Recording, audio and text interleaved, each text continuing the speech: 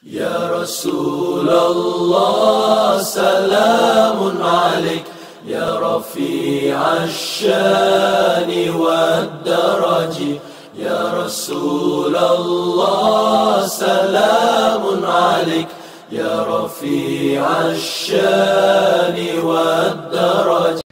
Bismillahirrahmanirrahim. Assalamualaikum warahmatullahi wabarakatuh. Innal hamdalillah nahmaduhu wa nasta'inuhu wa nastaghfiruh wa na'udzu billahi min syururi anfusina wa min sayyiati a'malina. May yahdihillahu fala mudhillalah wa may yudlil fala hadiyalah.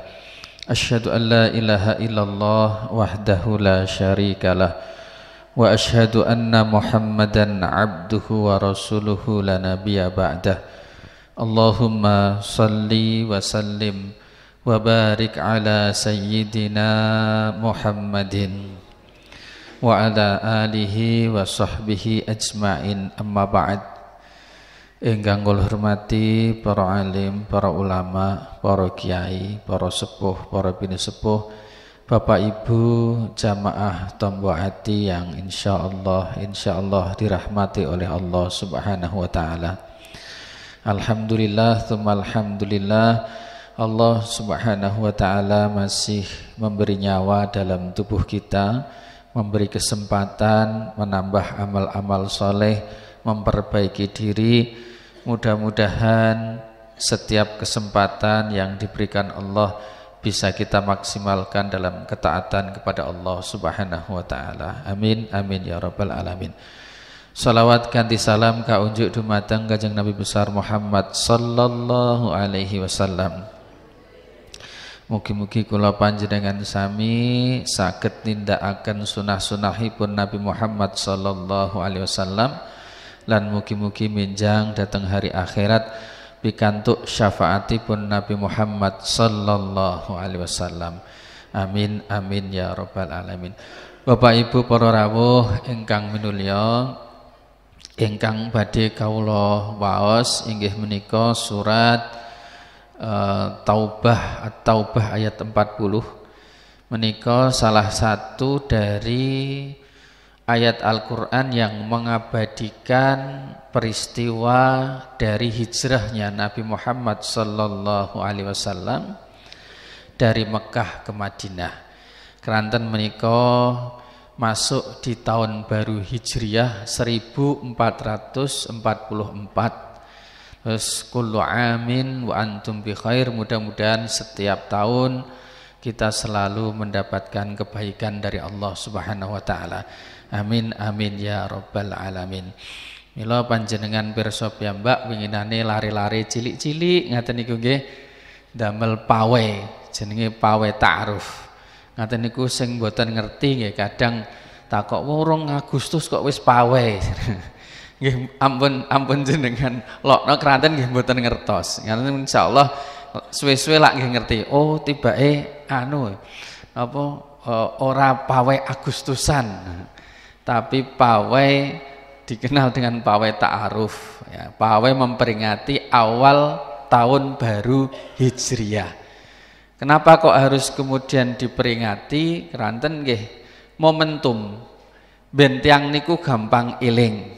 Tiang niku gampang eling kalau ada momentum lalu kemudian dirayakan. Nggih kados dene ngerayakno 17 Agustus lah ngaten. Umpama mboten dirayakno ngaten nggih lali 17 Agustus. Nah, terus akhirnya dibuat momentum untuk memperingati itu awal tahun baru Hijriah. Nek tahun baru Masehi mawon kan gebyare kan nggih wageng to. Alah sampai sebulan apa niku? Balon, trompet bareng ngaten niku. Nah, terus diperingati sedemikian rupa. Wong ulang tahun mawon ya diperingati kok. Nyebul lilin bareng ngaten niku. Nah, lilin disebuli, disumet disebulne, disumet disebulne ngaten. Terus lah momentum niku itu perlu kemudian untuk diperingati supados kula panjenengan sami untuk semakin ingat, karena ada bulan-bulan di mana kalender Islam itu bernama Hijriah. Makanya kalau mengeluarkan zakat niku nggih patokannya nggih bulan Hijriah. Nah, tapi banyak orang secara sejarah niki nggih barangkali niku dereng pirsa. Kenapa kok dimulainya bulan Muharram padahal hijrah Nabi lak mboten teng bulan Muharram. Nek panjenengan tesik kemutan kula nate niki menyampaikan nih, kenapa kok awal bulan niku dimulai bulan Muharram tapi hijrahipun Kanjeng Nabi niku mboten teng bulan Muharram. Hijrah Kanjeng Nabi bulan apa? Wonten ingkang pirsa, Pak. Bulan Rabiul Awal. Hijrahnya Nabi itu bulan Rabiul Awal. Tapi mulainya hijriah niku di bulan Muharram. Nah, kenapa kok begitu sepindah? Ketika Umar bin Khattab radhiyallahu taala anhu menjadi Amirul Mukminin, menjadi khalifah, menjadi presiden. Niku kan kemudian mengusulkan ada kalender Islam. Hijriah niku. Nah, ketika kalender Islam niku yang kalau Masehiyah niku kan perputaran matahari, tapi kalau Islam niku menggunakan bulan. Nah, bedanya di situ. Dua-duanya menjadi cara untuk menghitung hari yang disepakati oleh umat Islam. Nah, akhirnya diambil momentum riyen sejarah niki sing paling kira-kira nek peristiwa sing gampang diiling niku napa? Ketika disodorkan kelahiranipun Nabi Muhammad, Maulid Nabi ditolak kalih Umar bin Khattab. Masalahnya ketika Nabi niku lahir kemusyrikan masih banyak sekali. Terus napa Isra Mi'raj nggih ditolak kalih Umar bin Khattab. Ora tepak. Jadi kan perso Umar bin Khattab niki sampai Kanjeng Nabi nate dawuh, andaikan ada nabi sesudah saya, maka Umar niku pantas menjadi seorang nabi. Karena saking banyaknya ilham yang masuk ke Umar bin Khattab. Nek jenengan nate kimutan Umar khutbah ada perang. Jadi perang Umar waktu itu tidak ikut perang, tapi beliau sedang khutbah. Ternyata ada musuh, jadi yang perang itu sahabat-sahabatnya itu bisa terlihat, jadi kasyaf. Ono musuh yang mau menyerang, Umar tiba-tiba mengatakan ya Sariyah al-Jabal, ya Sariyah al-Jabal. Jadi Umar memberitahukan melalui khutbahnya padahal tidak di hadapan para prajurit yang sedang perang, yang didengar oleh prajurit yang sedang perang. Itu Umar bin Khattab niku di antara subhanallah kelebihannya Umar bin Khattab. Banyak sekali ilham-ilham yang diberikan Allah kepada Umar bin Khattab. Akhirnya kemudian disepakati hijrahnya Nabi Muhammad SAW itu menjadi momentum untuk pergantian tahun, hitungan tahun hijrahnya Nabi. Dan salah satu bentuk pentingnya, pentingnya hijrahnya Nabi niku nggih diabadikan di dalam Al-Qur'an banyak sekali ayatnya. Salah satunya yang akan kita bahas niki. Itu peristiwa besar sekali. Lah kenapa kok kemudian hijrahnya di bulan Rabiul Awal tapi mulainya bulan Muharram? Di antara ulama yang berpendapat ngaten. Muharram niku awal pertama kali kan Dzulqa'dah, Dzulhijjah. Dzulhijjah selesai niku pulangnya orang-orang dari haji. Pulangnya orang-orang dari haji itu mereka mendapatkan maghfirah, ampunan Allah. Cara kasarane resik-resik wong. Jadi bersih-bersihnya orang. Mulane biasanya jenengan mengenai tilek kaji kan biasanya nyuwun pandonganipun doa ini gitu biasanya. Wis jek resik. Engko nek wis rondok seminggu wis ra resik nek terus carane ngono. Angelen Joko kaji nyuwun sewu subhanallah. Beratnya menjaga haji niku makanya mulane terus napa nggih? Mboten kok terus kemudian sekedar mek titel ngaten mawon. Tapi berat menyandang mabrurnya.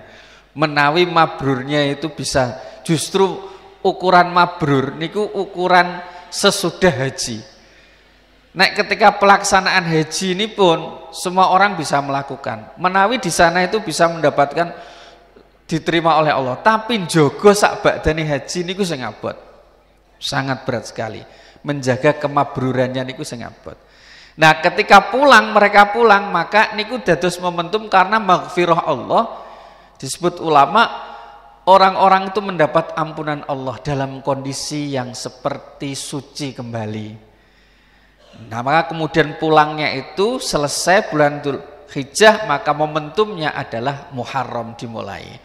Mboten mungkin kemudian dimulai dari Rabiul Awal, tidak tepat kata Umar bin Khattab. Terus akhirnya kemudian bulan yang disepakati untuk memulainya adalah bulan Muharram, tapi untuk momentum peristiwanya adalah peristiwa hijrahnya Nabi Muhammad SAW saking Mekah ke Madinah.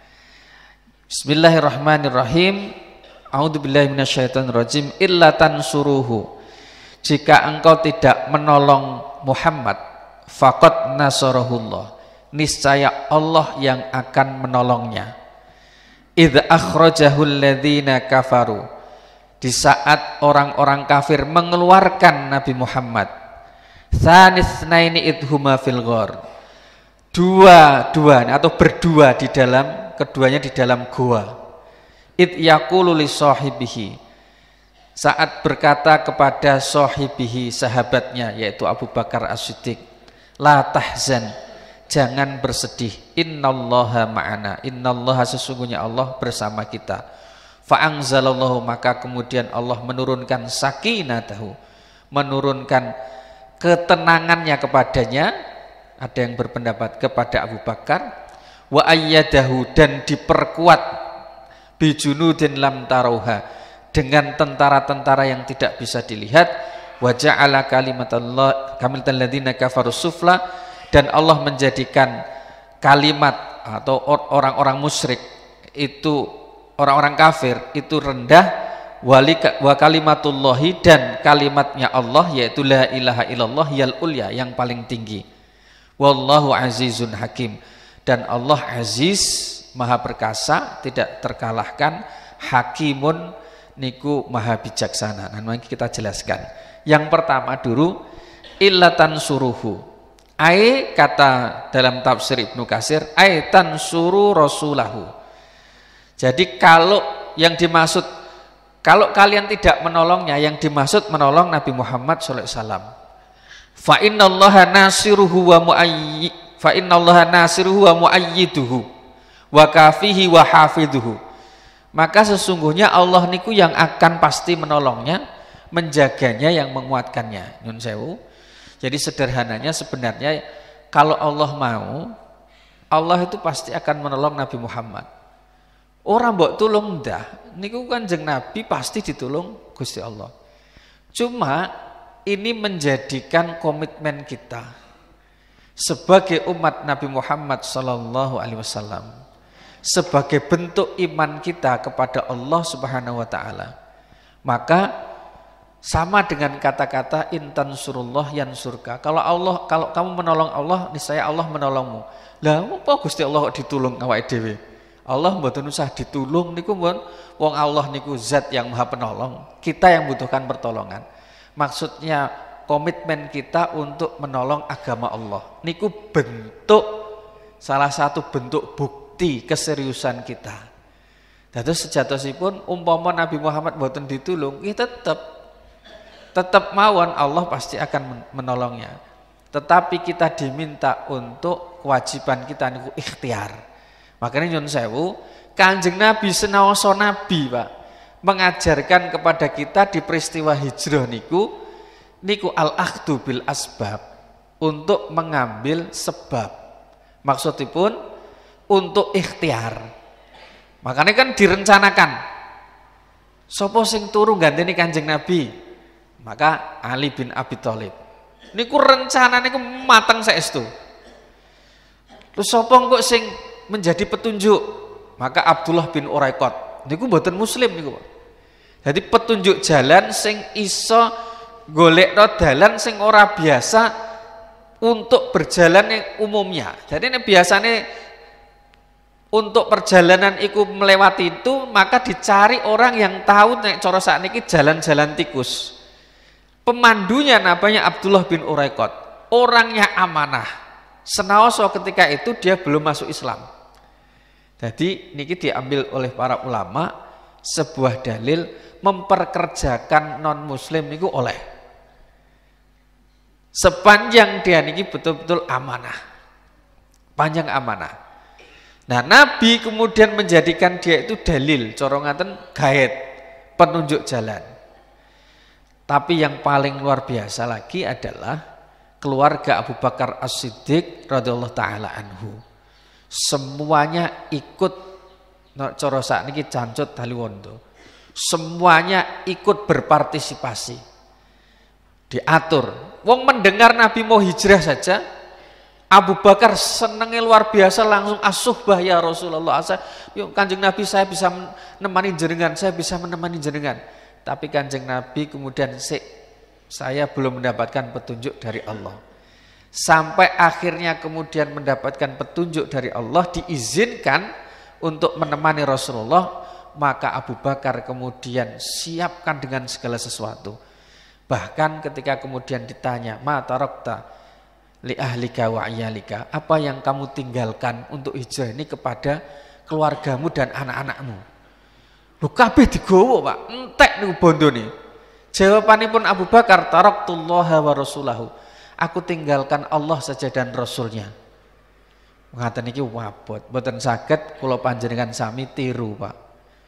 Nyun sewu, napa malih terus jenengan entek-entekan sedekah randu apa-apa bar kuwi klengo kentang nek bosen itu. Niku mboten kelasipun. Ngapunten nggih, karena di dalam ayat Al-Qur'an juga disebut wala tabsudha kullal basti fataquda malum mahsura. Ojo sampai awakmu ki nyoh tapi awakmu dhewe ketekek. Karena kita ini porsi kula panjenengan sami niki tasik kelas ini pun mboten sekelas Abu Bakar As-Siddiq yang sampai disebutkan oleh Rasulullah, andekan imannya Abu Bakar As-Siddiq ditimbang karo sak donya niki, tasik kuat imannya Abu Bakar As-Siddiq. Maka julukannya As-Siddiq. Lalu mboten kelasipun nyun sewu. Apa malah kok nyun sewu rondok-rondok kurang pas nek memahami ayat Al-Qur'an. Misalnya Al-Qur'an itu kan mengatakan matsalul ladzina yunfikuna amwalahum fi sabilillah kamasali habbatin ambatat sab'a sanabila fi kulli sumbulatin mi'ata habbah. Perumpamaan orang yang berinfak di jalan Allah. Niki perumpamaan lho Pak nyun sewu. Perumpamaan itu bukan berarti itu persis sama, tapi hanya perumpamaan.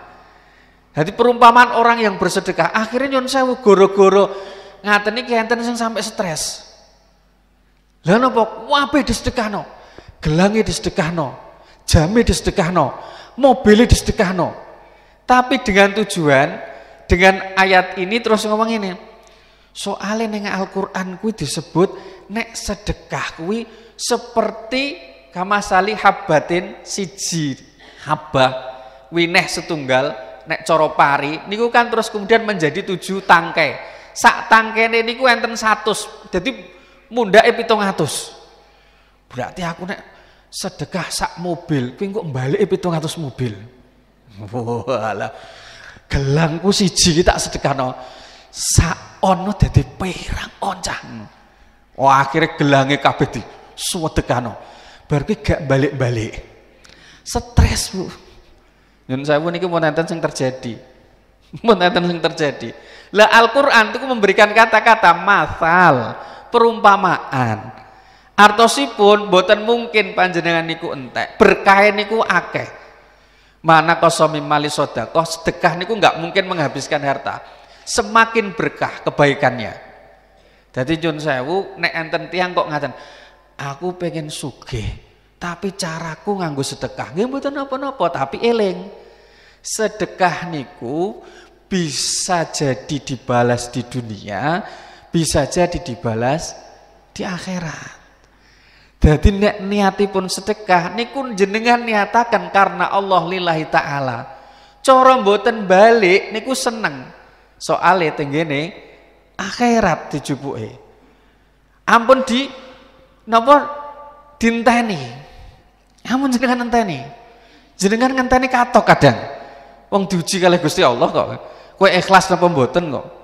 Tapi yakin setiap yang kita sedekahkan kadang niku berkah niku mboten mesti balik duit. Berkah niku bisa jadi tenggene kesehatane panjenengan. Berkah niku bisa jadi teng putrane panjenengan dadi anak sing soleh soleha.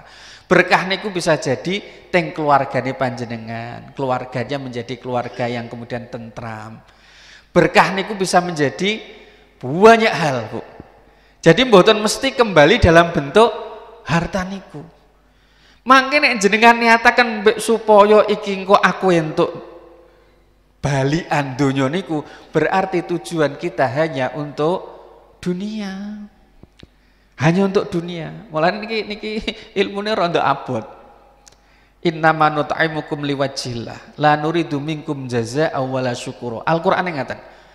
Sesungguhnya aku memberi makan kamu itu hanya karena Allah, tidak mengharapkan ucapan terima kasih.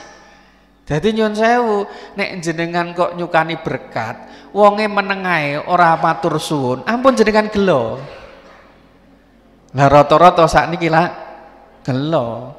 Jenengan nyukani undangan nganten, kok dek biyen jenengan buah, kok ora dibalikno, ampun gremeng. Oh, mari sing akeh saiki ya grembeng jane.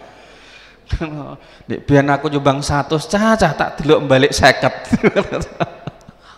Inna manutimukum liwajhillah la nuridu minkum jazaa'a wala syukura. Mengaten. Lah kelasnya Abu Bakar niku ngaten niku, ponan. Pun tingkat yang sangat tinggi sekali. Ditakoki sing mbok kerekno ki apa? Mboten nonton napa-napa Kanjeng Nabi kecuali Allah kalian jenengan mawon yang saya tinggalkan. Masya Allah. Dereng siap. Nek kula mawon mboten siap. Malah Kanjeng Nabi makanya mengajarkan namanya al-akhdhu bil asbab, ikhtiar. Maka kemudian dipilih sinten? Keluargane Abu Bakar sing imane kuat. Asma binti Abu Bakar. Tugasnya nopo?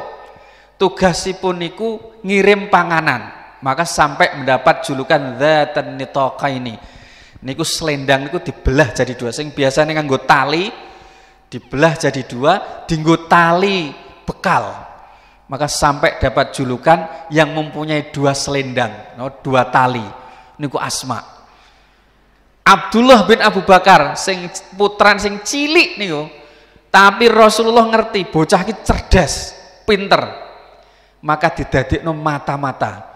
Wah niku bahaya sekali cara kecekel niku. Nek cara sakniki intel. Bocah tasik cilik niku kumpul muser ning gone wong-wong kafir niku. Mencari tahu informasi apa yang mereka rencanakan terhadap Kanjeng Nabi. Dan yang menemani adalah Abu Bakar As-Siddiq radhiyallahu anhu. Maka suhbah niku sahabat niku selalu bersama Rasul. Kadang-kadang beliau berjalan di depan, kadang-kadang di belakang. Ditakoni awak mungkin mengarep mengguri, awak mengarep mengguri. Memastikan kalau ada di depan ada musuh, dia yang kemudian pertama kali menghadapinya. Nek neng guri ku anak musuh, dia yang pertama kali kemudian melindungi Rasulullah. Mlebu gowo nggih ngaten. Di Gua Sur selama 3 hari. Awal pertama kali sing nyisir sinten sih? Abu Bakar As-Siddiq. Nek dalam beberapa kisah bolongan-bolongan apa leng-leng ngaten niku. Niku sing jajal dileboni sikile sinten sih? Abu Bakar. Kirinten enten apa mboten? Kanca sing kaya ngono. Kira-kira no paling ya udur-uduran. Kowe sik to sing mlebu. Mah, kowe sik sing mlebu kok. Kalau buku apa nek kok enek leng? Jajal sikilem kayak nggone leng kuwi. Engko nek dientep berarti enek kalau jengking enek ulone. Mboten enten kados Kanjeng kados Abu Bakar As-Siddiq. Maka sampai diabadikan tsanitsnaini idhuma fil ghar. Mereka berdua di dalam gua, diabadikan dalam Al-Qur'an. Idz qala li sahibihi la tahzan. Dikatakan kepada temannya ini Abu Bakar, jangan bersedih, Allah bersama kita. Kenapa kok tidak mengatakan jangan takut? Abu Bakar niku mboten wedi. Sing diwedeni niku kalau ada sesuatu menimpa Kanjeng Nabi niku sing disedai. Dan niki kata-kata Al-Qur'an niku. Abu Bakar tidak menakutkan ke dirinya, yang ditakutkan niku Rasulullah. Maka yang keluar Rasulullah tahu itu, mengatakan la tahzan, ora usah sedih awakmu, ora usah sedih. Mboten kok ora usah wedi. Abu Bakar mboten wedi. Innallaha ma'ana, Allah bersama kita. Dan menguatkan hatinya Abu Bakar As-Siddiq. Maka fa'anzalallahu sakinatahu alaih. Maka Allah kemudian menurunkan apa? Rasa sakinah, rasa tenang di dalam hati. Makanya nek tiang bis nikah biasanya mudah-mudahan sakinah, mawaddah, warahmah. Karena tujuan pernikahan litas kunu ilaiha. Niku kata-kata sakinah niki berasal dari kata sakana. Sakan itu tempat tinggal, maskan niku tempat tinggal. Terus sesuatu yang tetap niku menjadi tenang. Tapi nek tasik goyang niku mboten tenang jenenge. Makanya biasanya pun Yon Sewu bocah nek dereng nikah niku biasanya walas pokok ora tenang, glebak rono glebak rene glebak rono. Cara manuk niku nek urung nikah niku suwiwine tasik setunggal. Ojo mibreng ngene, durung tenang, Bu. Tapi nek sampun nikah niku menjadi tenang. Cara miber niku pun enten kalih suwiwine. Terus tenang mibere. Tapi jangan kok. Tapi niku pun nikah tapi jek tasik ngene Pak Ustaz. Lagi berarti nek masalah. Lah nyun sewu, banyak berat sekali. Di zaman sekarang niki saestu berat untuk kemudian mendapatkan sakinah dalam keluarga niku lah. Jenengan pirsa winginane kasus bojone dhewe ditembak niku. Sing ngongkon nembak niku dibayari 120 juta. Dek 120 juta iki dhuwite teko ndi? Tibake dhuwite teko martuwane. Oleh mbliduk martuane nek tenggene rumah sakit kena tembak kudu rumah sakit iki napa biaya rumah sakit ternyata njaluk martuane terus disukani 120 juta niku kanggo bayar tukang tembak ya. Tapi subhanallah nggih ajal niku nek rong wayahe niku nggih mboten mati Bu. Lah awale niku kan dikongkon nembak napa sirahe to nggih. Tapi sing penembak niku mboten tega. Akhirnya ditembak wetenge. Lho ngaten niku lho subhanallah. Masya Allah. Lah niku goro-gorone ternyata terus sing bojone niku mergo mboten kuat. Sing wedok iki senengane nyeneni terus jering. Bu, nuwun sewu lho nggih. Tapi insyaallah nek bapak-bapak niki mboten nate diseneni kalih bojone. Nek ndelok nek jamaah tombo ati niku ibu-ibuke niku mboten nate nyeneni bapak-bapake. Ketoke lho nggih. Oke. Gitu. Tapi nek ndelok wajah bapak-bapake kok penuh penderitaan ngaten. Terus ampun nyentakan Bu nyun sewu niku kadang-kadang sederhana. Akhirnya kan terus guru-guru jerine senani terus. Akhirnya duwe cem-ceman to, Pak. Lho ngaten niku kok ya sampai tapi kula niku mboten tok kok sampai kepikiran pe nembak bereng mateni mergo mboten kuat. Terus golek sakinah teng rumah tangga niku pancen nggih abot. Malah nyun sewu nek kakunge kok nyuwun Bu ndake gawekno kopi ngaten niku nek jenengan pas sibuk nggih ampun jenengan sentak. Ngono kene. Gawe dhewe di tangan di sikil bareng ngono. Ampun ngaten Bu. Ampun ngaten. Niki tasik repot mangke sekedap malih kula damelaken. Ngaten lho nyun sewu. Kan yo penak ngono. Ora usah ngono. Ndi sikil di tangan ngono cukup kono-kono. Wong biasa yo nggodhog banyu untuk banyu kok ngono nyun sewu. Ampun ngaten niku ngono krasa cah ning ati ya. Paling sakinah apane sakniki nyun sewu subhanallah. Bojonegoro niki Pak nggih termasuk rawan. Kenapa kok saya katakan rawan? Februari mawon winginane jumlah tiang sing pisah tenggene pengadilan agama niku mencapai hampir 500. Niku Februari mawon Pak, 500. Jadi enten 500 rondo Bu, Pak. Masya Allah. Abot. Lah viral tenggene media niku wong Bojonegoro. Keluar bawa surat nikah. Suweneng gak karuan sampai ngomongan ini merdeka tuh Bu duwe. Surat pegatan metu niku merdeka suweneng deh. Terus ngomongnya buat apa punya suami kalau tidak berguna? Ngono deh. Aku mbayangno bojo gak berguna ki piye yo. Cek nom-nom lho. Bener enten mbah-mbah ngomong ngaten iki sono. Saiki lho ora padha mbek jaman biyen. Lah pripun, Mbak? Jaman biyen ki rondoe tuwek-tuwek. Saiki num-num jenenge ngoten niku. Tak pikir ya Allah, ya Rabbi. Berat saestu. Makanya sakinah niku membutuhkan betul-betul proses. Makanya terus kemudian sakinah mawaddah warahmah. Nah, kembali ke ayat niki.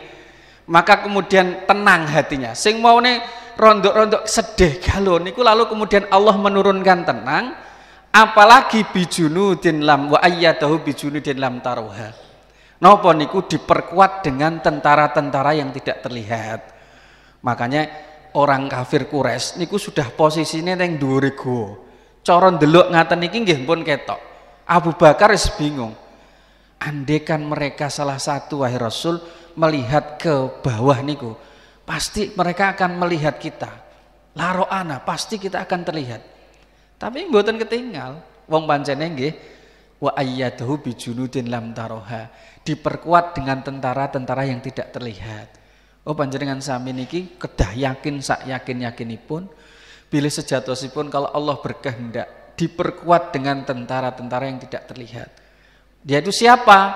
Menurut tafsir Ibnu Katsir yang dimaksud dengan tentara-tentara yang tidak terlihat itu adalah para malaikat-malaikat Allah. Ai al-malaikah, yaitu malaikat-malaikat Allah yang tidak terlihat. Yang dimaksud Ibnu Abbas kalimatul ladzina kafaru, kalimatnya orang-orang kafir itu adalah syirik. Tapi kalimatullah yang dimaksud la ilaha illallah. Makanya biasanya kata-kata afdhalu dzikri fa'lam annahu la ilaha illallah. Jadi la ma'budu bihaqqin illallah. Tidak ada yang patut disembah secara hak, hanya Allah satu-satunya. Maka kalimat itu adalah kuncinya untuk masuk surganya Allah. Jadi kalimat yang dimaksud yang tinggi itu adalah kalimat la ilaha illallah. Maka orang yang bisa mengucap di akhir kalimatnya sebelum meninggal kata la ilaha illallah dakhalal jannah, pasti masuk surga. Dan ternyata orang bilang kok penak yo mlebu swarga mek cuman ngomong la ilaha illallah. Penak piye? Abot, Pak. Nek pas waya sakaratul maut itu gak kabeh wong saged ngomong la ilaha illallah. Nek pas sadar ngaten niki penak la ilaha illallah. Tapi nek mboten biasa, mboten dibiasakan. Wong kula panjenengan sami mboten pirsa. Kapan Allah mencabut nyawa kita ndak ada yang tahu. Makanya nyun sewu sampai kemudian bulan Hijriah niki diminta untuk evaluasi, mengevaluasi diri, memperbanyak amal soleh supados ketika meninggal dunia itu dalam keadaan husnul khotimah. Dan kata yang keluar adalah la ilaha illallah. Maka pasti akan masuk surga. Karena orang itu akan dibangkitkan di akhir besok itu sesuai dengan bagaimana dia meninggal. Dan ternyata orang meninggal rata-rata kebanyakan sesuai dengan kebiasaannya. Kebiasaannya nopo? Jenengan sampun biasa wungu sakderengipun subuh, lalu kemudian mengikuti seperti sahabat-sahabat Rasulullah yang diajarkan maos Al-Quran, sholat mendirikan malam sholat tahajud. Rasulullah niku ba'da niku keluar terus melihat ke atas niku, kemudian beliau mengatakan mengatakan Rabbana ma khalaqta hadza batilan subhanaka faqina adzabannar. Ya Allah, Engkau tidak menciptakan semua ini dengan sia-sia. Maka jauhkan kami dari api neraka, azab yang ada di neraka. Dan itu penting saestu. Yang diajarkan Rasulullah niku ibadah. Kalau kita sholat tahajud niku ibadah yang disebut cara kasarnya ibadah katakanlah mahdoh. Tapi ada ibadah lain yang namanya yang sering kemudian disebut dengan tafakkur, ibadah berfikir. Nah, ibadah berfikir itu adalah ibadah di mana Allah memberikan kita akal pikiran untuk berpikir tentang ciptaan Allah. Makanya nyun sewu nek tenggene surat Fatir Allah berfirman innama yakhsyallaha min ibadihil ulama. Sesungguhnya di antara hamba-hamba Allah yang takut kepada Allah itu adalah ulama. Niku yang dimaksud tidak hanya ulama yang paham agama, mboten Pak.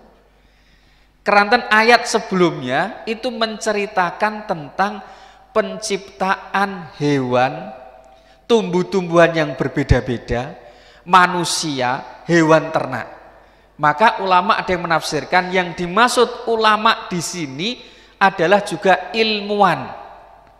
Makanya Islam niku mboten anti ilmu biologi, mboten anti ilmu fisika, mboten anti ilmu kimia. Karena Allah itu meninggalkan jejak-jejak kemahakuasaannya dari penciptaan alam ini. Contohnya subhanallah, di dalam ayat Al-Quran surat Fatir niku Allah nek gambarno betapa kemudian diturunkan dengan satu hal, yaitu air, hujan, tapi yang tumbuh niku berbeda-beda dengan rasa yang berbeda-beda.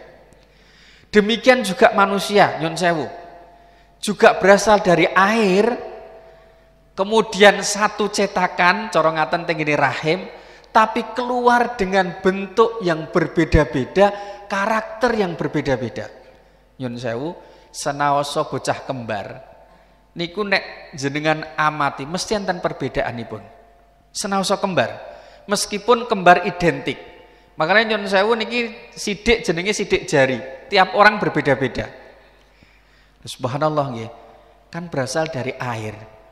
Tempatnya niku lho siji. Kula pernah menyampaikan teng jenengan nek ibu-ibu ndamel jajan niku nek cetakan mesti cetakane siji, cara apem ya cetakane siji.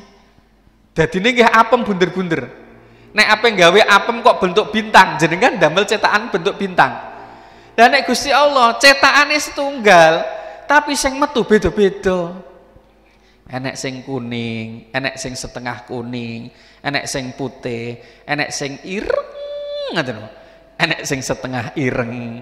Karakter enek sing dur, enek sing pendek. Masya Allah. Benten-benten. Buah-buahan niku lho rasa niku benten. Kula niku nggumun subhanallah. Anggit kula niku pengen tumbas bibit niku pelem mana lagi. Niki napa Pak nih? Pelem mana lagi, Pak? Ya pun kalau tumbas sekali, pun duangu lah winginan itu kembang terus kemudian berbuah. Suweneng, bareng tak terus deh. Kok duduk mana lagi? Kok jadi pelem gadung ya aku nih. Tapi kok bentuk-bentuknya cilik-cilik gerombol-gerombol ngaten niku.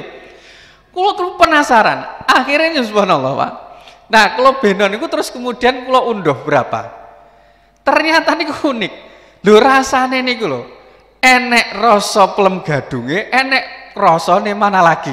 Kimbian wonge nyeteke piye ya maksudku. Kadang-kadang niku diekspektasi pun yakin malaki ternyata mboten mana lagi. Mulai jere wong oh maleh. Ngoten nggih. Oh maleh ngoten. Lah setiap rasa itu punya cita rasa sendiri-sendiri. Termasuk fungsinya sendiri-sendiri. Maka kalau nyampaikan ke jenengan, nyun sewu ibu-ibu nek nyambel senaoso enek jeruk keprok sing apik. Walah penak, tapi mboten mungkin nek jenengan nyambel nganggo jeruk keprok. Mesti sing digoleki jeruk pecel. Blimbing wuluh niku kewecut. Tapi nek didawe asem-asem, oh enak. Gitu. Allah niku nek nyiptakno sesuai dengan fungsinya. Lan jenengan mboten mungkin to gawe asem-asem daging nganggo nih blimbing tenggene ngringin rejo sing gede-gede mboten mungkin. Tapi sing jenengan goleki malah blimbing wulu. Masya Allah Pak. Lah itu kata ulama, dari itu saja menunjukkan terkait dengan ilmu tauhid, namanya al-ilmul kauni, ilmu tentang alam semesta. Niku namanya ilmul kauni.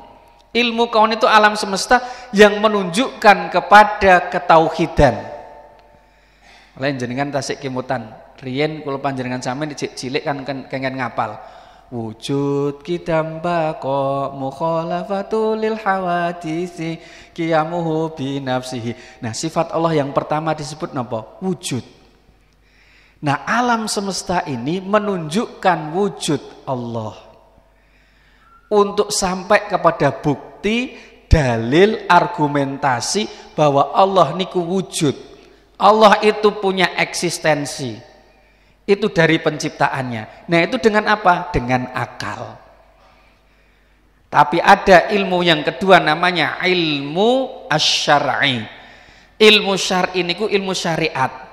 Nah, ilmu kauni, ilmu yang dengan akal niku kula panjenengan sami boleh sesuka hati untuk berpikir tentang penciptaan alam ini yang membawa kepada bukti Allah itu ada.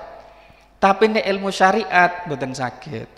Ilmu syariat harus melalui riwayat-riwayat dari Rasulullah, ulama yang merumuskan tentang halal, tentang haram. Ya, itu namanya ilmu syariat yang dibawa oleh Rasulullah. Ya, zaman sekarang ini betul-betul kita diminta untuk memahami ilmu syariat.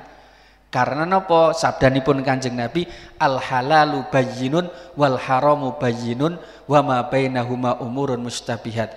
Yang halal itu jelas, yang haram itu jelas, tengah-tengahnya itu ada hal-hal yang mustabihat, yang samar-samar. Nah, untuk memastikan yang samar itu, maka sekarang ada namanya halal center. Terus jenengan badhe tumbas napa niku kan enten logone halal. Niku supados menjelaskan sing samar-samar. Tapi nek mboten enten ngaten niku, nyun sewu nek terus Kanjeng Nabi atau Imam Haris bin Asad Al-Muhasibi lebih baik meninggalkan yang subhat. Kalau ada alternatif yang lainnya. Nyun sewu lho nggih, kadang-kadang wong niku ya sing malah sing disenengi niku sing malah justru sing samar-samar. Kalau nanti cerita teng jenengan nek wong takok bekecot niku haram napa halal Pak Ustad. Nek kula jawaban kula nggih, mek apa kowe pemangan bekecot bereng? Jawono. Mek apa pemangan? Nyun sewu nggih zaman bocah cilik nek disebut sebagai cerongoan nggih. Geragas. Lah mek apa kowe pamangan bekecot? Nggih enten ulama yang menghalalkan, tapi nek madhab Syafi'iyah haram. Kenapa? Menjijikkan. Lah kula nek ditangkleti ngaten niku, paling ora kuwi subhat. Tinggalono, ora usah mbok pangan bekecot, jek enek sing halal sing akeh. Nek kula ngaten mawon. Sing halal sing akeh, ora usah mbok goleki sing subhat. Tinimbang kowe mangan bekecot lah yo enek iwak kan ya jelas halale. Nyun sewu lho nggih. Kula niku nek lha kuwi anek ulama sing membolehkan iya, tapi paling ora kan subhat. Nah, kata Rasulullah, mengapa harus meninggalkan subhat? Soalnya nek dibiasakno mengikuti sing subhat, potensi untuk kemudian jatuh ke haram niku besar. Nyun sewu kula ulangi. Potensi untuk jatuh kepada yang haram niku besar. Ngoten niku wong sing haram mawon nggih tasih enten sing anu kok jek ditawa kok. Contohnya napa? Jenengan tasik kemutan Pak, nek zaman biyen niku kula jek cilik niku nek ndelok wong nyembelih pitik ngaten niku kan enek sing nadoi nganggo. Nggih to, enek sing nadoi getih. Aku biyen yo gumun kok getih kok ditadoi ya kula ngono. Tibake akhirnya dadi dideh. Tibake dadi dideh. Jelas haram, hurrimat alaikumul maitatu waddam wal lahmul khinzir. Al-Qur'ane jelas. Dideh niku haram. Ngaten niku jek enek sing nawa kok. Lah aku mangan dideh iki mbok nambah darah kok jeneng.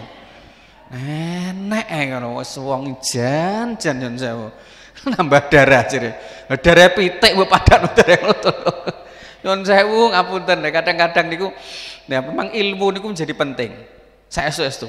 Makanya ngaji ngaten niku menjadi penting karena ilmu. Niki contoh kecil nggih, winginane pas Idul Kurban. Kan Idul Adha winginane kan benten nggih, ada yang Sabtu, ada yang Minggu to nggih, ada yang Ahad. Lho nek wong nek mboten gadah ilmu niku bahayane ngaten. Lho enten sing kurbane niku diwenehno teng dina Sabtu, salate dhek dina Minggu. Niki mboten ngerti ilmu maka bahaya. Wong tenggene Al-Qur'an inna a'tainakal kausar fasholli lirabbika wanhar. Salat tosik lagi mbeleh. Kurban niku ngaten. Tidak sah disebut kurban kalau belum setelah selesai sholat. Nah terus hukumnya apa Pak Ustaz? Ya sedekah. Nek dibeleh kok sadurunge sholat jenenge sedekah, mboten kurban. Dadi nek dhek iku aturan dhek nek misale pengono ya menisan salate Sabtu. Nek Minggu ya menisan Minggu. Lah kira Sabtune mbeleh, salate melok Minggu. Nah niki pentingnya nyun sewu ilmu. Nyun sewu pentingnya ilmu. Akhirnya dia dadine sedekah. Dan ngapunten nggih. Terus inilah pentingnya sebuah ilmu. Makanya kenapa kok Rasulullah sampai mengatakan wong ngaji niku belajar kados ngaten niku pahalanya tuh Masya Allah lebih tinggi dibandingkan ibadah. Ibadah kabeh wong iso, Pak. Karena boleh jadi orang ibadah tanpa didasari ilmu sehingga kemudian kualitas ibadahnya menjadi lemah, bahkan berpotensi salah. Makanya kenapa kemudian sampai hafathumul malaika, dikelilingi oleh para malaikat di mana? Di majelis-majelis ilmu. Jenengan didoakan penuh barokah, jenengan dimintakan ampun para malaikat-malaikat Allah. Makanya kenapa kok kemudian majelis-majelis ilmu ini betul-betul berkah. Karena nggih al ilmu qoblal amal, ilmu dulu sebelum amal. Soalnya nah niki pentingnya nyon sewu. Nah kalau lanjutaken, maka di sini wallahu azizun hakim. Aziz niku yang tidak ada duanya dan tidak terkalahkan. Nah niku sifatipun Allah Al-Aziz. Tidak ada yang bisa menandingi Allah. Makanya nyun sewu, kalau tidak ada satu orang pun yang berani mengatakan saya menciptakan langit dan bumi. Mboten enten sing berani mengatakan begitu. Karena tidak ada yang bisa menandingi Allah. Jadi senaosa wong ki nyun sewu, Pak. Kalau dari kisahnya hijrahnya niku, orang mau berbuat makar seperti apa? Wa makaru wa makarallah. Jadi makar itu kan sesuatu rekayasa, siasat, rencana yang tidak diketahui oleh manusia. Tapi bagi Allah ini bukan makar. Karena Allah sudah tahu siasatnya. Wong pe mateni sejatosipun duwe rencana, Allah sudah tahu, Pak. Makanya kok ternyata terjadi di muka bumi ini kezaliman yang dilakukan, pastikan orang yang dizalimi itu pasti akan kemudian mendapatkan balasannya. Kalau beruntung dia bisa menyaksikan Allah membalaskan langsung kezalimannya. Kalau tidak, maka besok di hari akhirat yang sangat berat sekali. Kulo cerita teng jenengan kasusipun Rasulullah sampai nangis dan Rasulullah sampai tertawa. Tasik kemutan membuatan ada dua orang yang berada di hadapan Allah duduk bersimpuh sambil menunduk. Nah Kanjeng Nabi ketika itu kan ditanya, kenapa panjenengan kok tertawa sampai terlihat giginya wahai Kanjeng Nabi? Terus habis itu ternyata Rasul juga saat itu juga pernah menangis karena ada dua orang itu yang kemudian meminta haknya karena dizalimi oleh saudaranya. Tasik kemutan ya, kalau ulang-ulangin karena betapa beratnya hak antar sesama itu.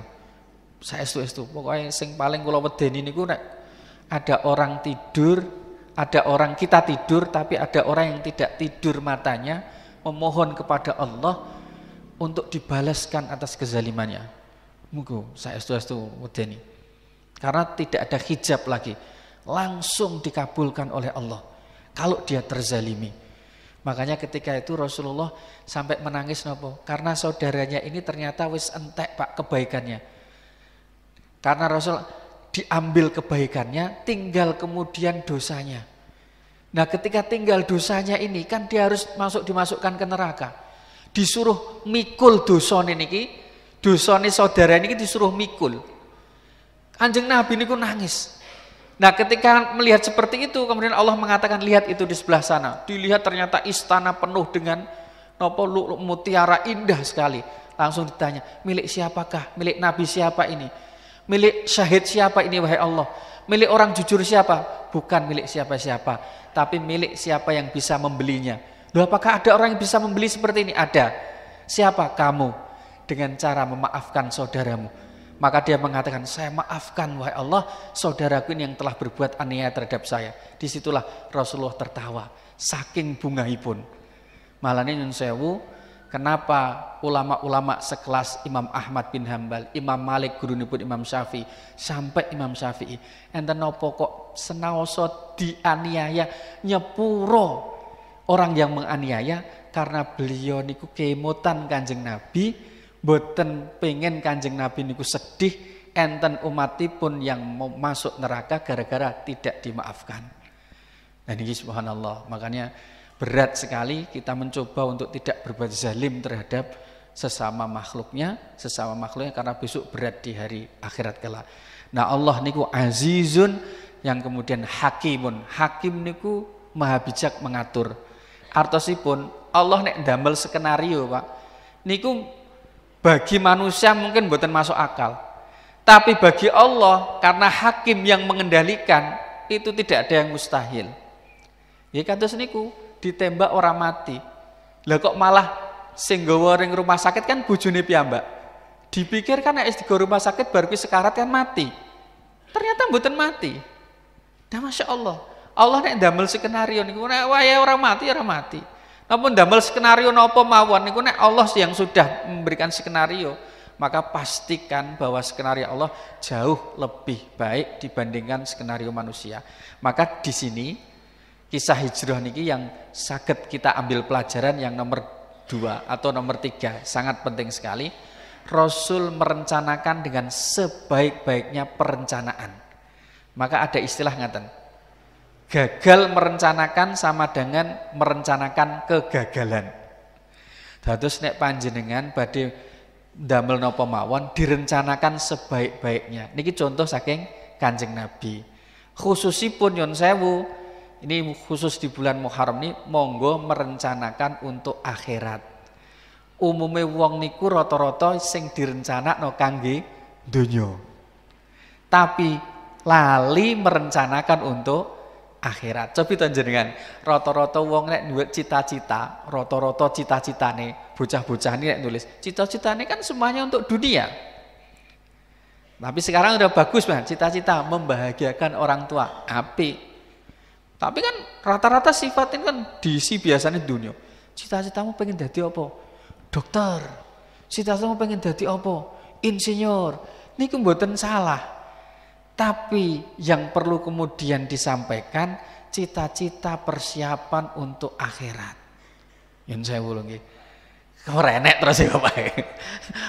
Napa malah kok cita-cita saya bisa menghajikan orang tua saya. Masya Allah. Senaosa saiki haji 50 tahun. Cita-cita paling tidak umrohno orang tua. Masya Allah. Nah ini nyun sewu, monggo disampaikan ke anak-anak untuk merencanakan cita-cita di akhirat dalam arti mempersiapkan bekal untuk akhirat. Mulane nyun sewu, pentingipun lare-lare niku nggih ugi ngaji. Ampun sing sepuh-sepuh tok, Pak. Sakniki bocah-bocah niku sing remaja niku kedah nyun sewu naudzubillah tsumma naudzubillah. Nah, naudzubillah. Terus kasus kejadian nyun sewu bocah SMP sampun nyun sewu melahirkan. Tasih SMP, naudzubillah. Lah kalih sinten ya karo koncone SMP. Terus ya Allah, kula napa nggih? Dan ini kasus kejadian nyata. Mikir saestu. Betapa kemudian tanggung jawab orang tua niku nggih berat. Makanya kenapa dalam Al-Qur'an wong diuji kalih Allah mboten gadah putra niku nggih rahmat. Keranten sakniki tugas Bapak Ibu niku nggih berat. Berat saestu, Pak. Dan ini lahir SMP. Teng Bojonegoro lho Pak, niki mboten teng Lamongan, tapi niki teng Bojonegoro.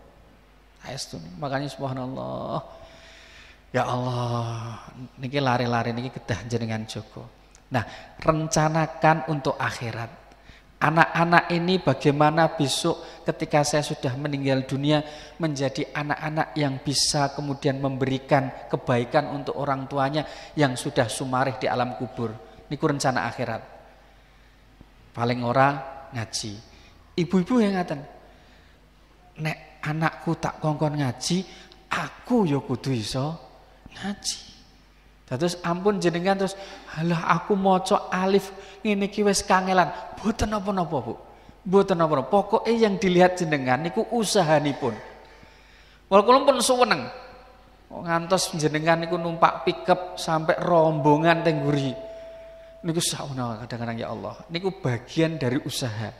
Lah jenengan mangke kok kemudian pengen putra-putrin panjenengan menjadi soleh solihah. Jenengan pas posisi ngaten iki mangke sebelum keluar jenengan berdoa. Nyuwun donga kalih Gusti Allah. Mugi-mugi anak-anak kula keluarga kula niku dijaga oleh Allah menjadi anak-anak yang soleh dan anak-anak yang solihah. Pun jenengan doa. Niki pas waktu yang mustajab. Hafat humul malaikah, malaikat banyak sekali memenuhi ini. Tinggal jenengan tengati, kemudian nanti berdoa kepada Allah, jenengan nyuwun, mugi-mugi keranten kadang kalau panjenengan sami mboten kuat njogo putra putri dengan kondisi yang seperti ini, maka doakan mudah-mudahan Allah Subhanahu wa taala memberikan kekuatan dengan caranya, skenarionya Allah nuku hakim untuk melindungi putra putri panjenengan dari perbuatan-perbuatan yang dilarang oleh agama. Amin amin ya rabbal alamin. Kalau kita tetap semanten atur kula, mudah-mudahan bermanfaat untuk diri saya sendiri khususnya dan juga hadirin sekalian. Monggo kita tutup kanthi waosan istighfar 3 kali.